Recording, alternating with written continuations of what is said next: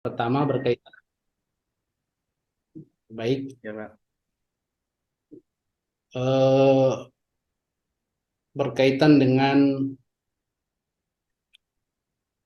profil pelajar rahmatan lil alamin.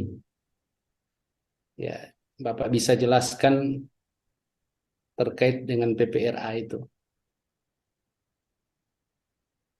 Iya, Pak. Terima kasih.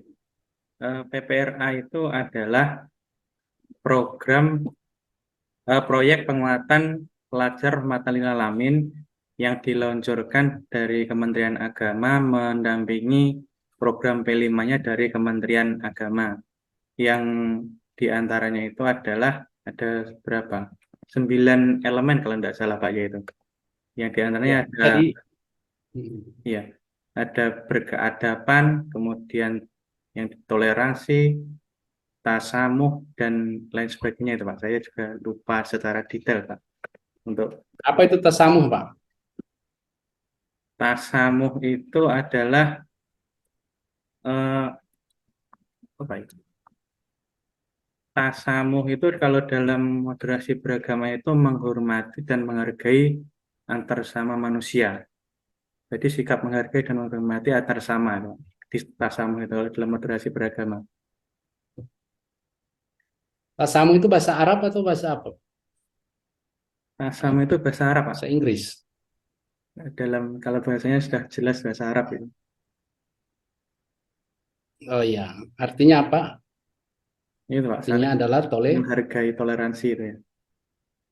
oke, toleransi. Kira-kira di materi akidah akhlak eh, kontennya apa itu yang Bapak masukkan?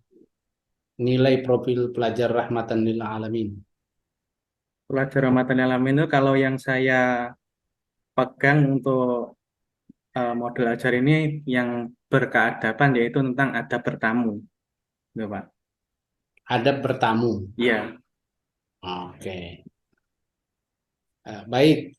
Eh, Sebelumnya Bapak pernah menyusun proposal PTK. iya yang di LK 11 itu kan menyusun proposal PTK. Baik. Kira-kira apa indikator PTK? Isi proposalnya membahas tentang apa dari awal? Indikatornya itu rumusan tujuannya itu judulnya kalau enggak judulnya gini, judulnya meningkatkan karakter sopan santun peserta didik pada materi adab bertamu MI 1 Sibian 02 Sukaraja Wetan Tulungagung gitu Pak. Jadi rumusan tujuannya itu apakah iya penerapan metode reward and punishment di tengah-tengah judul tadi lupa saya Pak. Ya. Jadi dalam pembelajaran itu rumusan tujuannya apakah reward and punishment dalam pembelajaran itu bisa meningkatkan karakter sopan santun peserta didik itu Pak. Salah satu tujuannya. Secara umum tujuan penelitian tindakan kelas itu orientasinya kepada aspek apa? Eh, Kalau yang di proposal ini saya arahkan ke aspek itu yaitu arahnya kan PBL ini Pak, problem based learning sebenarnya. Ya, ya maksudnya tujuan PTK lewat PBL yang Bapak tawarkan tadi dengan judul yang sudah disusun, tujuannya untuk apa? Ya tujuan untuk meneliti itu Pak, tingkat kesopan santunan anak MI ini pada materi adab bertamu ini bagaimana cara dia melaksanakan adab bertamu, otomatis itu akan melatih meningkatkan sopan santun peserta didik. Pak. Jadi orientasinya ke arah sopan santunan dalam bertamu. Khususnya bertamu, tidak cuma bertamu, tapi khususnya juga ke adab bertamunya. Intinya meningkatkan sopan santunnya anak. Itu arahnya PTK itu, Pak. Arahnya PTK seperti itu ya. Iya, Ya, eh, saat Bapak melakukan observasi awal, observasi pengamatan di lapangan, eh, kira-kira apa yang terjadi sehingga Bapak harus PTK-kan kondisi itu? Ya, terima kasih Pak. Ini pertanyaan sangat menarik. Saya juga sebenarnya sudah lama ingin mengulik tentang ini karena yang saya katakan di pembukaan kemarin, di daerah geografis di desa ini itu banyak mayoritas masyarakat, katakanlah di Jawa itu masyarakat abangan, yang dalam artian mengenal syariat Islam itu masih rendah. Nah, itu otomatis akan berpengaruh pada tingkat kesopanan santunan anak didik yang berawal dari latar belakang keluarganya. Nah, di sekolah itu mereka kadang masuk ke kantor, ya mohon maaf Pak, kadang tidak salam, langsung, Pak, Bu, ini ada, ini Bu Tati di sini. Pak, Bu Tati ada, mereka tidak mengucapkan salam dulu ketika masuk ke kantor ruang guru. Itu yang pertama poinnya. Kemudian di kelas, ketika mereka ingin ke kamar mandi atau ke belakang, tidak izin ke gurunya dulu, Pak. Langsung keluar. Kemudian masuk juga tidak salam, langsung masuk. Nah, ini sudah satu poin bagi saya untuk bagaimana mengangkat karakter sopan santun anak didik melalui PTK yang saya buat ini nanti. Itu, Pak. Ya, kalau di PTK itu kan yang seperti itu harus didetailkan bahasanya. Ya, kira-kira sederhananya seperti apa? Yaitu adanya fenomena siswa yang cenderung kurang menerapkan etika, gitu ya. Nah, maka kalau dikaitkan dengan tujuan PTK itu ada dua. Yang pertama peningkatan, yang kedua perbaikan. Ya, toh? Ya, Ya, betul, Pak. kalau dia berkaitan dengan peningkatan, berarti nilai akidah akhlaknya mungkin rendah, ya. Kalau perbaikan berkaitan dengan mungkin cara belajar atau sikap, ya, itu bisa dilakukan perbaikan. Nah, itu prinsip-prinsip yang berkaitan hadirnya penelitian tindakan kelas. Karena itu akronim dari T itu adalah tindakan. Bapak melakukan sejumlah tindakan. Kira-kira di PTK diajarkan tentang siklus nggak? Eh, kalau yang ini kan masih belum, Mbak. Ini masih proposal kemarin, Kak. Tapi dari kuliah yang saya ikuti dulu, saya memang sedikit teringat tentang siklus. Dalam siklus PTK itu memang biasanya ada 2 atau 3 siklus itu, Pak, dalam penelitian. Oh iya, ada rumus juga yang digunakan ya. Ya itu, Pak. Sampai sekarang saya tidak tahu bagaimana cara menghitung rumus-rumus itu, statistiknya itu. Saya cuma ngikutin teman-teman. Oh, iya, iya. Oke.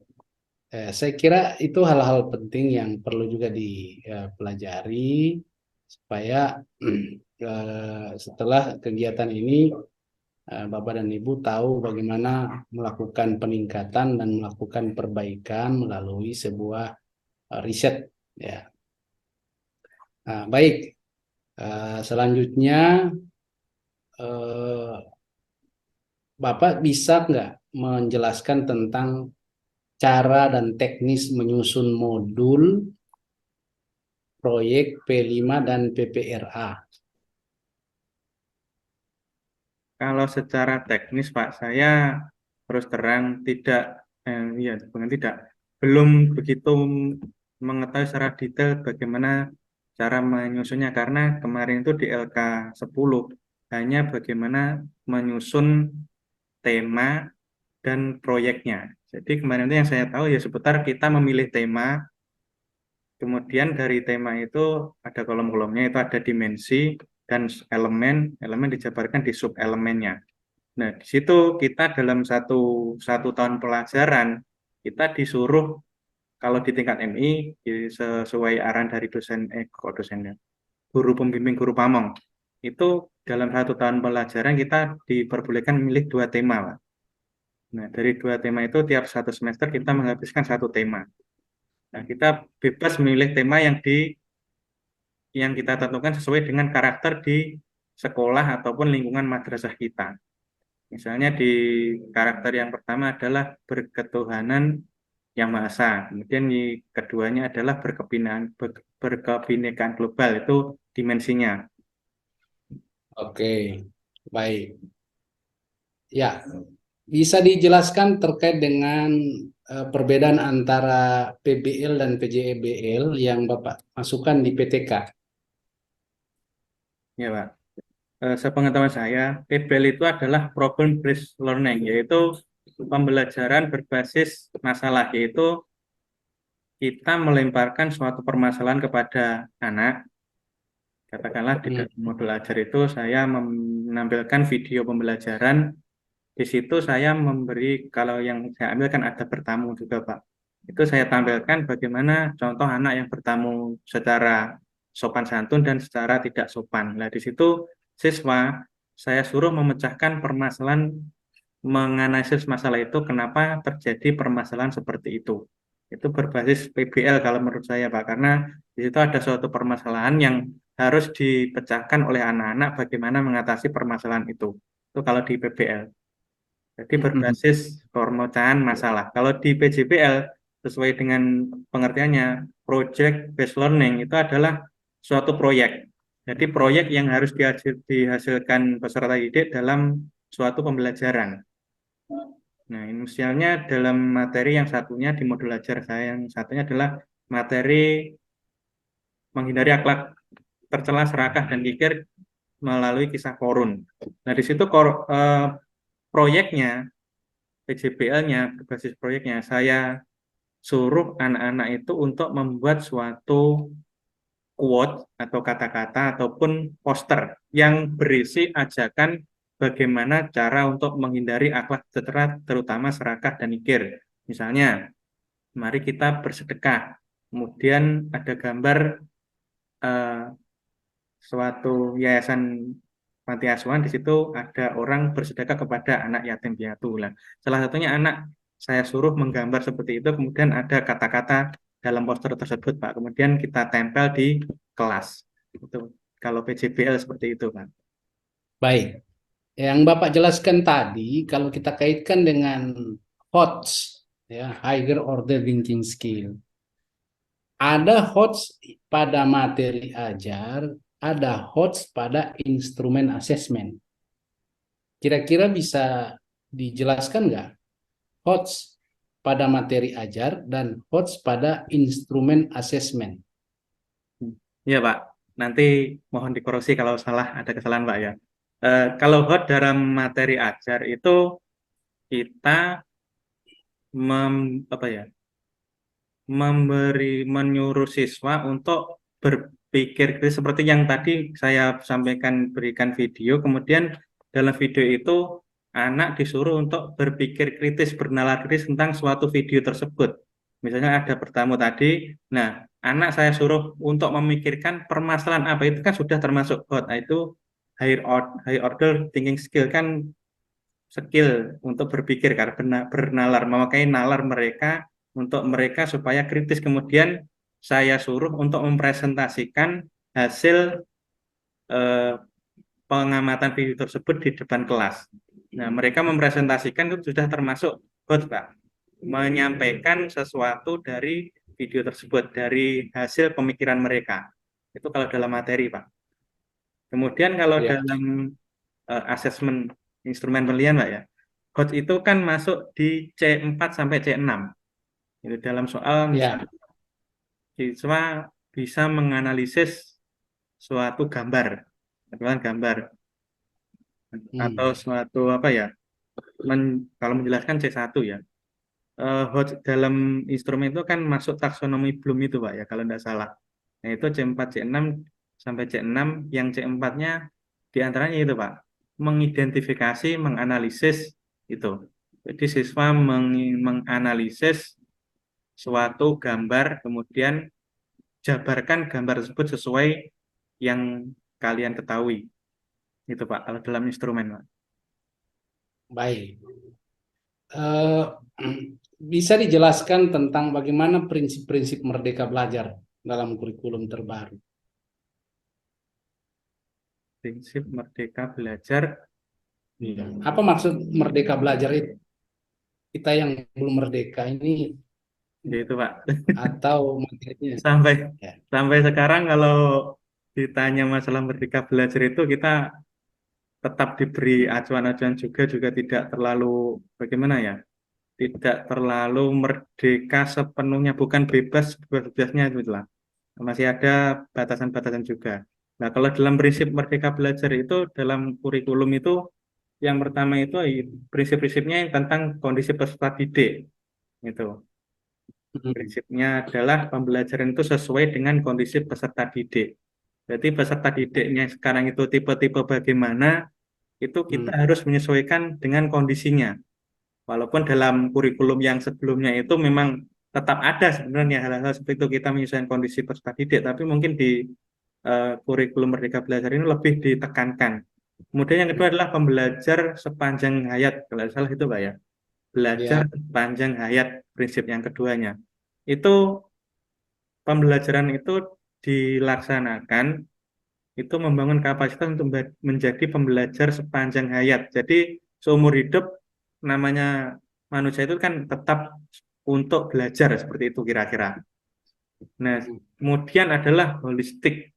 Holistik itu eh, pembelajaran yang mendukung perkembangan kompetensi dan karakter peserta siswa secara menyeluruh kalau tidak salah Mas. Itu.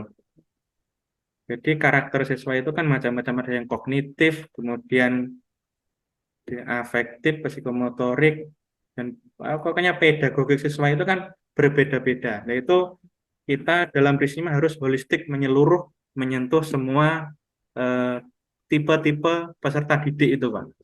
Jadi seperti yang eh, ada dalam materi-materi itu adalah diferensial belajar. Jadi berdiferensiasi dalam belajar itu salah satunya. Ya, Yang saya ingat kalau masih itu terkait Pak. dengan ya terkait dengan isu terkini, Bapak setuju kalau ada nggak sistem perankingan di sekolah itu masih sesuai dan relevan dengan Merdeka Belajar? Kalau saya pribadi Pak ya, sistem perankingan itu sudah tidak relevan dalam sistem pembelajaran sekarang ini. Karena apa?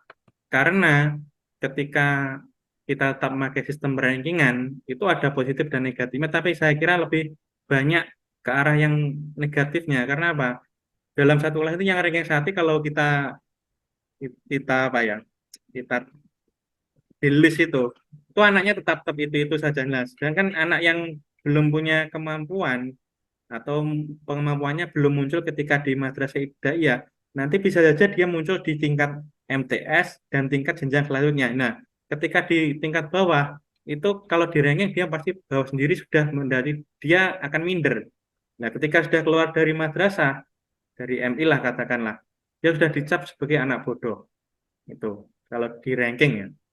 Tapi kenyataannya nanti dalam dunia sudah keluar dari pendidikan, katakanlah dunia kerja, realitanya di sini, di desa ini siswa-siswa saya yang dulu juara satu, dua itu sekarang dalam orientasi kehidupannya itu kok malah lebih mapan dengan yang dulu di peringkat lah paling bawah, yang dulu belum bisa membaca, katakanlah ketika saya ajar. Di kenyataan sekarang dia juga bisa membaca, bisa teknologi dan sebagainya, punya usaha yang lebih melebihi yang ranking satu itu terus. Makanya saya pribadi sudah tidak setuju dengan perankingan di kelas dalam Merdeka Belajar ini. Lebih ditekankan kepada penilaian deskripsi itu dan memberikan saran dan motivasi kepada peserta didik serta wali muridnya. Bagaimana mengembangkan potensi siswa ini ketika di madrasah seperti ini, di rumah potensinya seperti ini. Mohon dikembangkan lagi kepada Bapak Ibu wali murid untuk mengembangkan potensinya. Jadi tidak hanya di sekolah, di rumah juga. Jadi kita dalam era sekarang ini sangat tidak relevan, Pak. Intinya, perankingan itu. Tapi teori terkait dengan reward dan punishment masih dijadikan pijakan untuk membedakan mana siswa yang ranking dan tidak. Teori itu masih digunakan di PTK, digunakan dalam riset. Karena reward itu adalah pembelian penghargaan, apakah itu perankingan, penghargaan. Begitu juga dengan punishment. Ya, punishment tidak hanya berkaitan dengan tingkah laku, tapi juga berkaitan dengan spirit belajar sehingga siswa yang bersangkutan mestinya sudah tuntas, ya, tapi tidak sesuai dengan harapan sehingga tindakan punishment itu juga dianggap sebagai salah satu cara untuk menggenjot siswa-siswa yang tidak tuntas. Menurut Anda gimana? Nah, kalau saya reward and punishment itu kita sesuai PTK yang saya angkat itu diterapkan saja itu dalam pembelajaran bukan dalam perankingan dan dalam perankingan siswa. Reward dalam hal ini adalah suatu penghargaan kepada siswa ketika dia katakanlah kita beri pertanyaan dia bisa menjawab atau dia membuat suatu karya, dia bisa membuat karya yang lebih bagus dari teman yang lain, kita beri reward dia suatu penghargaan katakanlah permen atau katakanlah sebuah kertas berbentuk bintang yang kita hias dengan sedemikian rupa. Kemudian yang jelek ataupun yang dia melanggar suatu disiplin kelas punishment. Tapi punishment itu dalam bentuk didikan. Didikan di sini tentunya berbeda antara sekolahan satu dengan yang lain, bahkan antara kelas yang satu dengan kelas yang lain pun punishment itu tarafnya tingkatannya juga berbeda saya kira Pak. Katakanlah di kelas 4 itu punishment bagi anak yang melanggar ataupun dengan melanggar sekolah tata tertib atau aturan, katakanlah ya mungkin menjahili temannya, itu mungkin di kelas satunya suruh menghafalkan ayat-ayat pendek, surat pendek. Mungkin di kelas 5 penerapan seperti itu, punishment seperti itu bukan malah menggenjot, tapi malah menurunkan apa psikologi anak. Mungkin di kelas 5-nya beda lagi punishmentnya. Mungkin disuruh untuk apa ya, suruh membantu saja gurunya, katakanlah kita butuh kertas atau ballpoint di kantor. Punishmentnya cukup ringan. Tolong ambilkan itu sebagai hukuman kamu karena melanggar. Itu. Kemudian ada lagi, mungkin ada juga anak yang dengan punishment halus seperti itu malah tidak terasa, Pak. Dia maunya dikencengi, malah suruh lari-lari di halaman sekolah. Kata di sekolahan saya ini, Pak, anak yang punishment seperti itu ya, malah justru apa? Tidak meningkatkan motivasi mereka. Ketika dikerasi, malah suruh lari-lari di halaman sekolah, suruh push up. Walaupun di dalam realita di pendidikan hal ini sudah melanggar katakanlah HAM, hak asasi manusia siswa itu. Tapi ketika dilakukan seperti itu, anehnya siswa itu justru malah apa Pak, menghormati saya dan menghargai saya itu loh. Katakanlah Ya, saya itu, wah ternyata tegas juga ya. Ternyata tidak cuma seperti guru yang lain menghukum cuma ecek-ecek. Berarti dia orangnya tegas, guru itu tegas. Saya hormat kepadanya. Itu menjadi siswa menjadi hormat dan menjadi semangat. Itu penting baik, Pak. baik. Terkadang pada saat kita, kira-kira materi akidah akhlak ini diajarkan di kelas berapa, Bapak Ini sekarang? kelas 5 Pak. Di kelas 5. Materi kontennya apa saja? Materi kontennya yang saya ambil di 3 modul ini adalah ada bertamu, kemudian Mhm. iman kepada hari kiamat, kemudian terakhir adalah menghindari akhlak tercela, serakah, dan kikir. Iya, beriman, kalau kita ambil contoh ya, beriman kepada hari akhir. Kan ada materi ajarnya yang harus dilihat dari pertama faktual, yang kedua konseptual, ketiga prosedural, dan keempat metakognisi.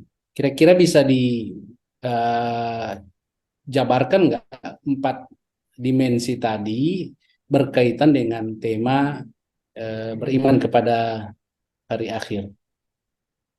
Iya, Pak. Yang pertama secara faktual dulu.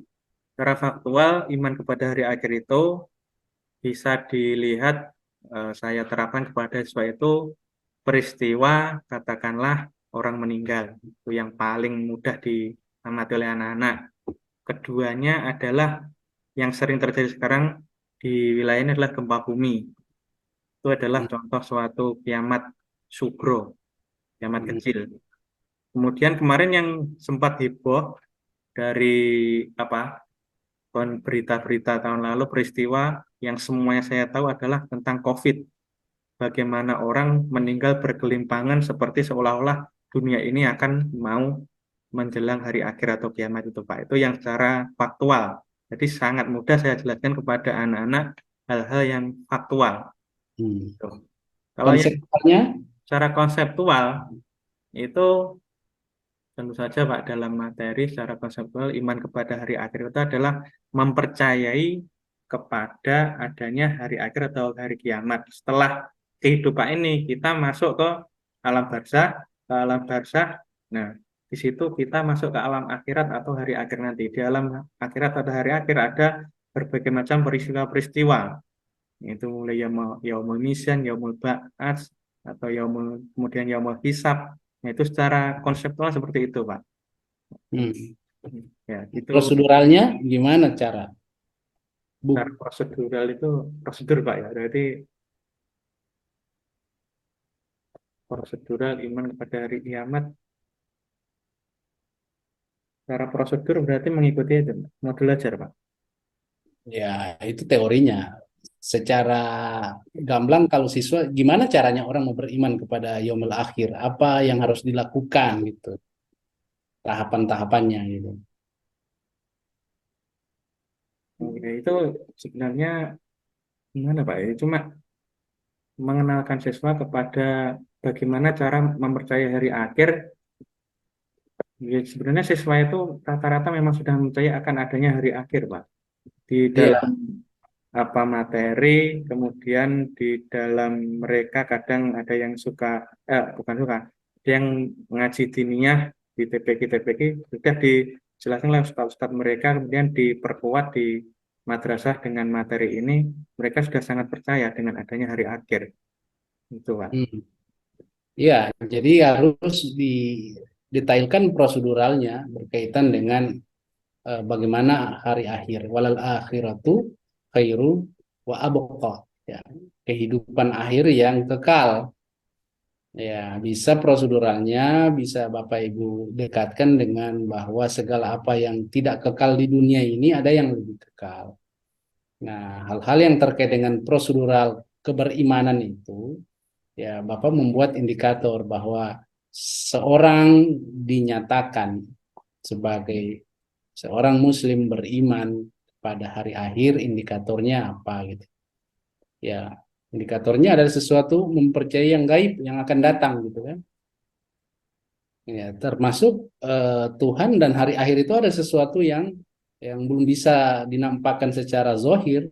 Oleh karena itu, indikator untuk mempelajari dan memahami terkait dengan kedua hal itu harus ada tindakan iman yang ya tindakan iman harus dijabarkan secara prosedural ya, beribadah kepada Allah ya, taat kepada orang tua, termasuk hal-hal yang menyebabkan seseorang bisa bahagia di dunia akhir, di dunia akhirat yang kekal itu dibuatkanlah beberapa ya indikator. Kemudian metakognisi, gimana kira-kira Bapak bisa jabarkan nggak kepada anak-anak terkait dengan yaumul akhir?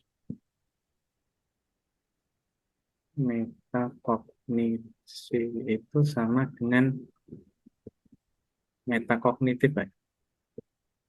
Ya, metakognitif kira-kira berkaitan dengan tema hari akhir apa?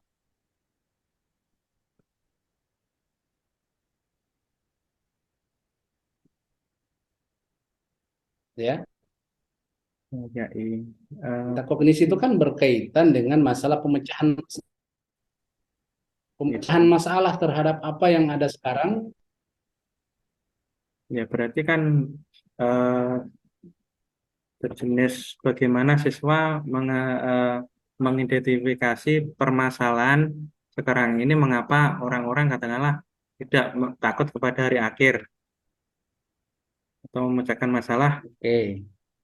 memecahkan masalah bagaimana mereka itu mengimani hari akhir. Boleh kan gitu ya. Kalau untuk siswanya sendiri, bagaimana mereka mengimani hari akhir itu metakognisinya itu mereka kita pancing yaitu dengan eh, kalau di pembelajaran Pak itu dipancing dengan pengetahuan awal, kompetensi awal. Apa itu? Itu jenis pancingan pertanyaan apa yang kamu ketahui eh, tentang hari kiamat. Kemudian apa yang kalian ketahui juga tentang tanda-tanda hari kiamat. Itu Pak metakognisinya. Di siswa Kalau itu pertanyaannya itu belum masuk kepada kerangka metakognisi. harusnya diarahkan kepada kenapa harus ada hari akhir gitu. Oh, Ya kan? jadi ditekankan ke itu ke arah seperti itu langsung, Pak. Iya, itu metakognisi kan pemecahan masalah. Wah, harus ada hari akhir gitu. Kan bisa jadi itu muncul dari pertanyaan. Ada hari awal dan hari akhir gitu. Karena jawaban yang berkaitan dengan itu bisa kita arahkan. Hal-hal yang berkaitan dengan masalah as-sawab wal ajru. Ya, al-ajru itu kan imbalan. Kita kan sering mengatakan, kalau kamu sholat berjamaah dapat pahala 27 dibandingkan sholat sendirian. Itu kan cuma lisan. Ya kan? Nah, Iya. bagaimana siswa itu kita arahkan konkret dari pahala 27 itu kan di hari kiamat, di hari akhir gitu. Ya kan? Oleh karena itu banyak juga orang-orang yang kita lihat terzolimi, dia tidak bisa membalas kezoliman itu secara langsung dengan doanya di dunia, tapi dia bermohon itu pasti dijawab oleh Tuhan di akhirat. Gitu kan? Ya, oleh Iya. karena itu tidak ada sesuatu yang terjadi di dunia ini yang berlalu begitu saja tanpa balasan. Maka tempat membalas yang paling hakiki yang benar itu adalah di yaumil akhir. Ya, artinya setiap kehidupan pasti ada ujungnya dan di ujung itu pasti ada pertanggungjawabannya. Nah, ini untuk kognisi berkaitan berkaitan dengan hikmah kenapa harus kehidupan ini ada akhirnya. Karena di dunia ini banyak perkara yang tidak selesai, ya, banyak perkara yang tidak selesai. Tidak selesai baik yang baik maupun yang buruk itu harus diselesaikan dan yang mampu menyelesaikan itu adalah mahkamah Tuhan. Nah, ini yang akan mengarahkan kepada metakognisi bahwa faman ya'mal mithqala dzarratin syarran yarah wa man ya'mal mithqala dzarratin khairan yarah. Yes, Raya. ya. Nah, itu kan bisa bermain pikiran siswa itu kepada arah itu. Jadi jangan bully, jangan berkata kotor. Semuanya itu ada balasannya. Mungkin di dunia tidak secara sempurna, tapi kalau kita percaya hari akhir bahwa pasti di sana kita akan dipertanyakan dan diminta pertanggungjawaban. Nah, ini kira-kira arahan saya seperti itu. Sehingga bisa berkembang, ada pertanyaan-pertanyaan yang unik yang bisa diutarakan untuk mengarahkan kepada siswa berpikir kritis berkaitan dengan meta kognisi dan permasalahan yang ada di kehidupan kita. Oke, kita masuk ke materi apa namanya BTQ ya, mengaji dan menulis. Oke, kira-kira kalau saya suruh tulis saat ini, Bapak satu ayat yang berkaitan dengan akidah akhlak di kelas 5 tanpa melihat teks bisa nggak itu? Nah, itu Pak, kalau tanpa melihat teks, saya jelas akan kehilangan satu dua huruf pasti Pak, akan merubah maknanya. Iya, Bapak ada kertas di situ ada pena ya. Ada Pak. Coba ditulis ayat apa yang Bapak sering bawakan atau ada di RPP atau di materi yang selama ini ke diklat. Kira-kira ayat apa gitu yang berkaitan dengan akidah akhlak. Ayat tentang, yaitu tadi Pak, hari kiamat tadi Pak. Itu ada ayat surat Ah, Al-Qari'ah. Hmm, coba ditulis. Al-Qari'ah, Mal-Qari'ah.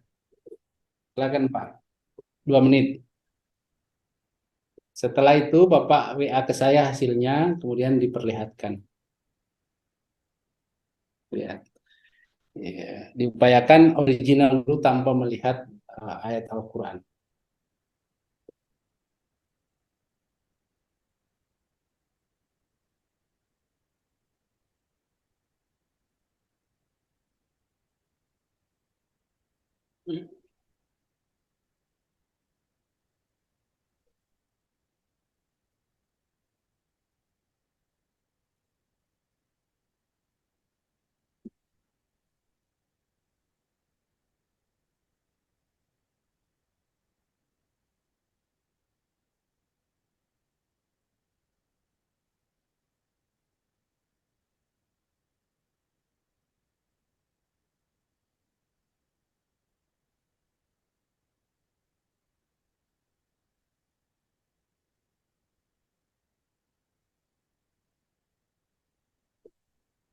Udah, Pak. Ya, silakan diperlihatkan lewat sini, Pak. Diangkat.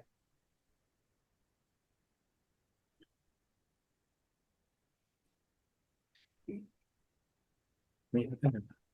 Enggak selesai ya sampai terakhir ya. Tidak, Pak. Ya, dicoba sampai terakhir, Pak. Ini jenis tulisannya hot apa ini? Hot Naski, Kufi, Waduh, Rik'ah, kalau itu saya tulis. tidak tahu, Pak, jenis kot-kotnya.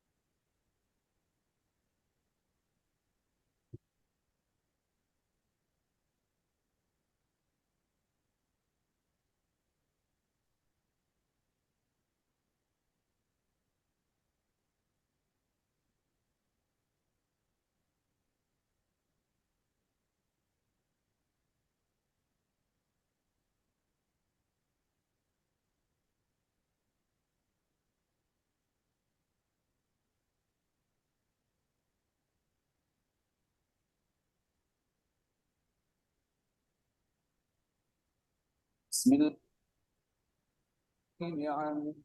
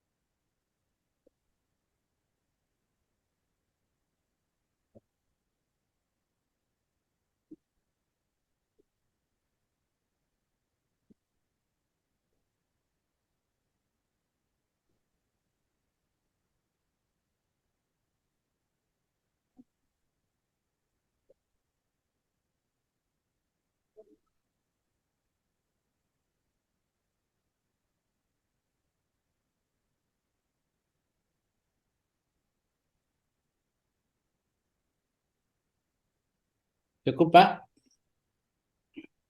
Iya, Pak.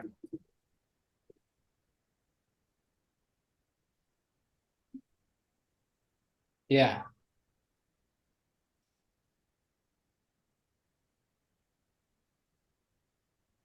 ya, silakan.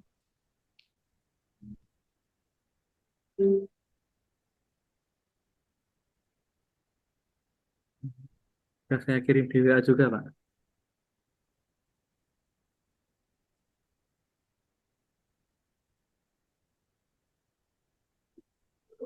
Baik.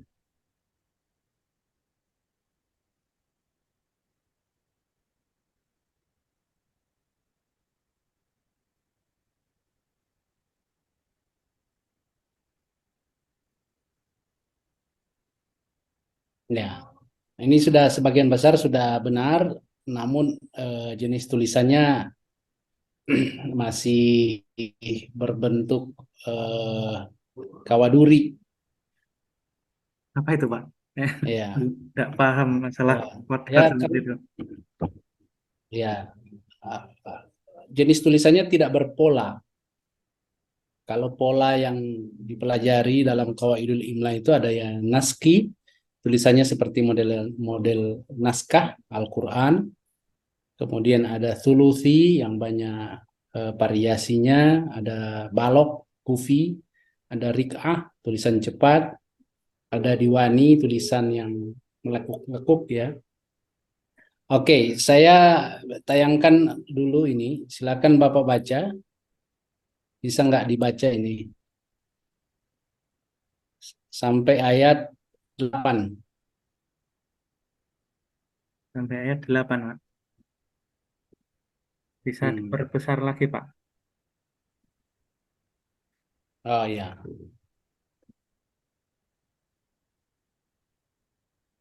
kelihatan? Lagi, Pak. Kurang.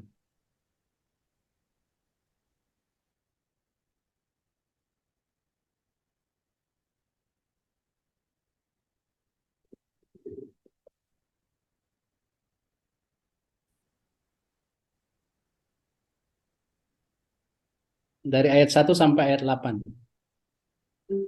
Ya, sudah kelihatan, Pak. Tapi eh, itu agak di... Nah, sudah, Pak.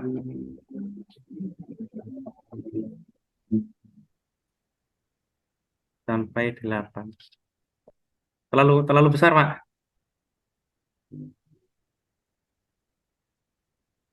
Kalau besar, Nah, sudah cukup lihat, Pak. gitu. 1 sampai 8, Pak ya. Ya, أعوذ بالله من الشيطان الرجيم بسم الله الرحمن الرحيم عما يتساءلون عن النبأ العظيم الذي هم فيه مختلفون كلا سيعلمون ثم كلا سيعلمون ألم نجعل الأرض مهادا والجبال ardo. أوتادا وخلقناكم أزواجا صدق الله Cukup. العظيم. Ya, silakan Bapak dengar ini ya. Dengaran nggak? Belum, Pak. أزواج مهادا والجبال أوتادا وخلقناكم أزواجا. Pak dengar? Terdengar, Pak? Oke, kita ulang ya. Iya, Pak. Kita lihat teksnya sambil melihat teks. يسألون عن النبأ العظيم الذي هم فيه مختلفون كلا سيعلمون ثم كلا سيعلمون ألم نجعل الأرض مهادا والجبال أوتادا وخلقناكم أزواجا وجعلنا نومكم سباتا. Ada yang beda ya? Ada, Pak. Apa itu? Itu yang pertama mulai dari ayat Anin Nabil Azimil Ladzi itu lanjut. Tidak berhenti di apa itu? Perhentian ayat namanya apa, Pak? Kemudian di Ya. wa khalaqnakum itu kan ada sukun sukun yang berhenti Pak ya. Itu tadi menjadi wa khalaqnakumu aswaja kalau tidak salah. Hmm.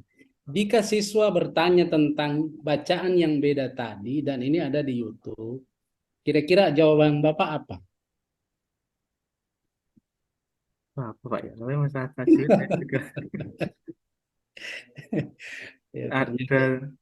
jawabannya ternyata ilmu kita baru secuil ya. Iya, kita saya hanya belajar Al-Quran itu cara membacanya, kemudian itu ini berhenti, ini lanjut. Kemudian saya tidak tanya kenapa kok seperti ini, itu saya tidak pernah tanya kepada guru ngaji Mm-mm. saya dulu. Makanya dalam konsep belajar Al-Quran itu ada yang tertulis tapi tidak dibaca seperti itu. Dan ada bacaannya yang beragam. Yang kita baca di Indonesia, wa khalaqnakum azwaja. Ada yang membaca wa khalaqnakumu azwaja. Nah, bacaan-bacaan seperti ini namanya kiroat, ya, ilmu tentang varian bacaan Al-Quran. Nah, nama dari bacaan tadi namanya kiroah warash. Kalau kita di Indonesia biasanya menggunakan kiroah Hafs an Asim. Jadi ada 7 macam kiroat yang kita pelajari, ada juga yang 10 bacaan, ada yang 14. Nah, itu salah satu dari varian bacaan yang ada, ya. Dan ini banyak berlaku di negara-negara Maroko, ya. Ada sebagian di tanah Maghrib, ya,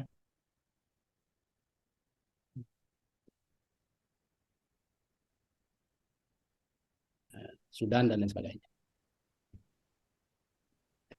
Kelihatan nggak? Ya, Kalau besar, yang di kanan ini oh iya, yang alif lam mim itu Pak. bisa. Agak ke kanan sedikit Pak. Halo, Halo, iya Pak. bisa nggak dibaca itu? Bisa Pak. Yang alif lam Kelihatan mim, nggak?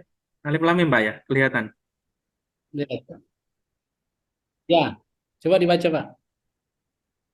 أعوذ بالله من الشيطان الرجيم بسم الله الرحمن الرحيم ألف لام ميم ذلك الكتاب لا ريب فيه هدى للمتقين الذين يؤمنون بالغيب ويقيمون الصلاة ومما رزقناهم ينفقون والذين يؤمنون بما أنزل إليك وما أنزل من قبلك وبالآخرة هم يوقنون. Ada yang unik nggak tulisannya? Ah, ah, ada Pak. Apa? Huruf kafnya kok seperti itu. Kemudian ini, ya aneh Pak. Kayak tidak seperti yang sampingnya itu kali, seperti yang Al-Quran yang saya baca agak beda Pak. Itu unsi bima unsila ilaikum unsilanya itu non matnya tidak ada tanda juga.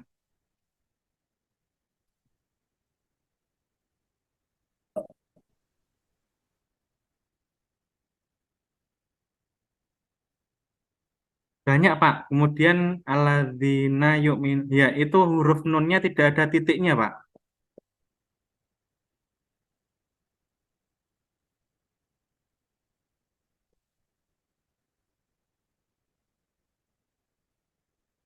Halo. Ada? Ada Pak, itu tadi huruf nunnya kebanyakan kok tidak ada titiknya Pak.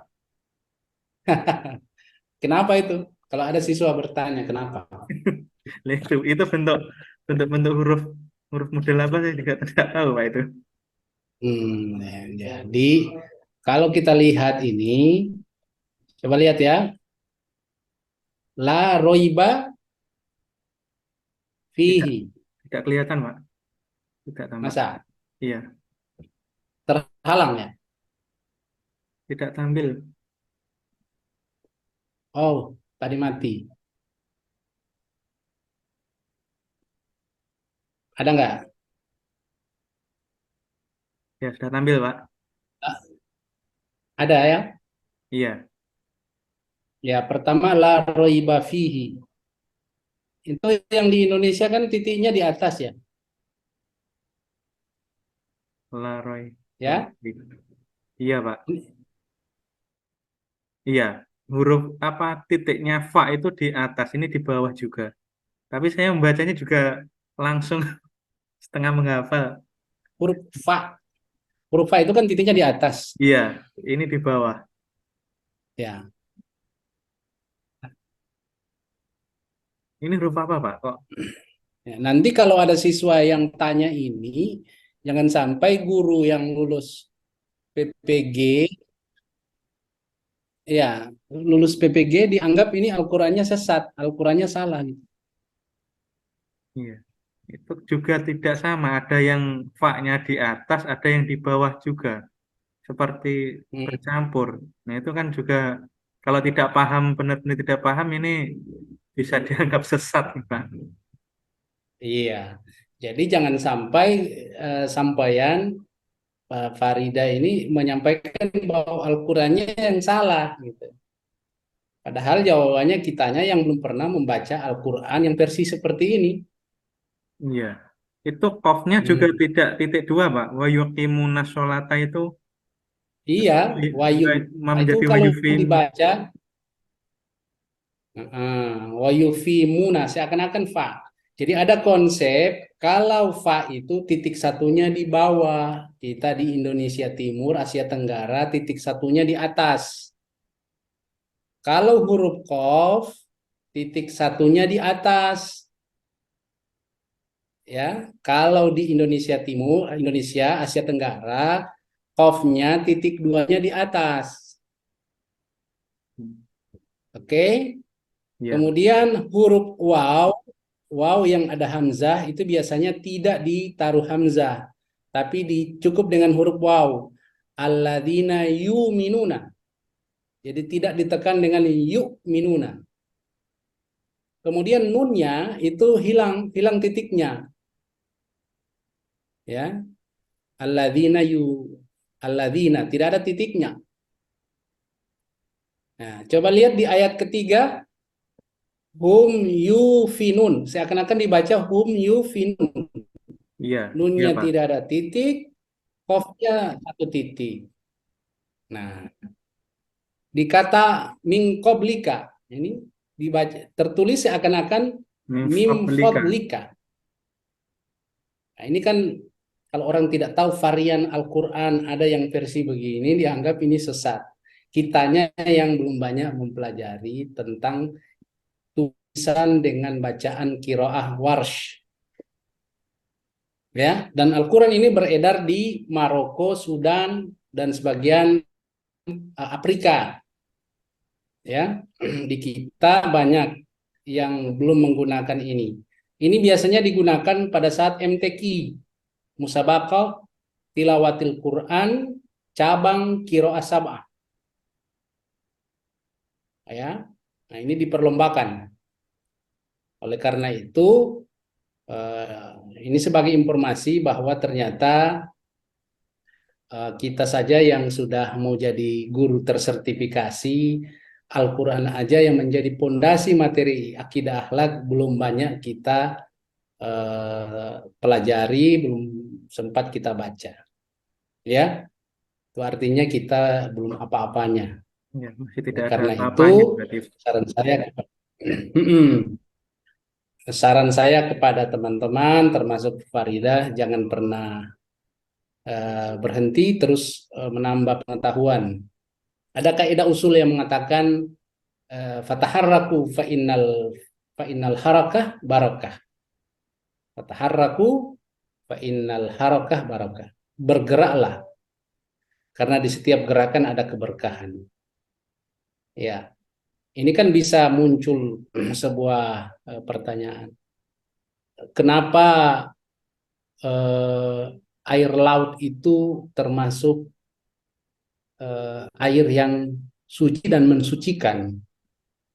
Padahal kalau kita teropong di dalamnya ada bangkai, ya, ada ya hal-hal yang busuk dan lain sebagainya.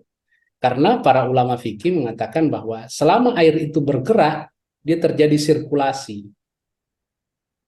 Ya, terjadi sirkulasi ini yang menyebabkan status airnya itu tidak busuk, status airnya terus bergerak. Kita lihat akuarium. Kalau kita taruh ikan dalam sebuah akuarium, bagaimana caranya ikannya tidak mati? Maka dia buatkan sirkulasi supaya airnya ada menggelembung-gelembung berupa kincir kecil, itu agar proses air itu akan menghasilkan udara yang bisa menghidupi ikan. Itu salah satunya. Nah, ini filosofi yang berkaitan dengan kekurangan kita ya sebagai manusia, bahwa kita diberikan ilmu hanya secuil saja. Bahkan hal-hal yang fundamental berkaitan dengan Al-Quran belum banyak kita pelajari secara detail. Oleh karena itu, selamat buat Bapak sudah selesai ujian. Saran saya, tetaplah tawadhu dan tetaplah merasa diri paling sedikit ilmunya, terus menambah pengetahuan, karena hal-hal lain di luar sana masih banyak yang belum kita pelajari secara sempurna. Terima kasih Pak Faridah Ulum. Dan selanjutnya kita jeda karena di Indonesia bagian timur sudah tiba waktu maghrib, dan mungkin kita akan lanjutkan sesudah maghrib. Ya, Ya, Pak. terima kasih Pak Faridatul Ulum. Sampaikan kepada teman-teman bisa dilanjutkan sudah maghrib, dan bisa jadi teman-teman yang di urutan ke 8 ke 9 itu nanti esok kalau melihat fenomena ujian kita hari ini. Ya terus berkembang karena waktu ini tidak bisa secepatnya karena banyak hal yang harus ditanyakan. Terima kasih, sukses Pak Faridatul Ulum.